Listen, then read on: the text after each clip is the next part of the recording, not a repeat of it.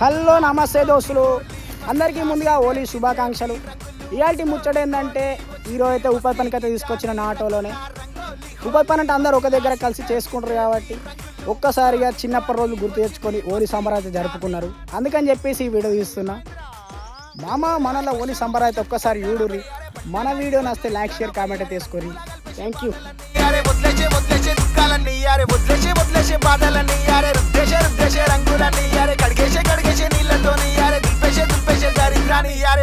వచ్చింది హోలీ ఆరే రంగుల రంగుల హోలీ చలో వచ్చింది హోలీ ఆరే రంగుల రంగుల హోలీ కెలో వచ్చింది హోలీ ఆరే రంగుల రంగుల హోలీ చలో వచ్చింది హోలీ ఆరే ఆడురా హోలీ.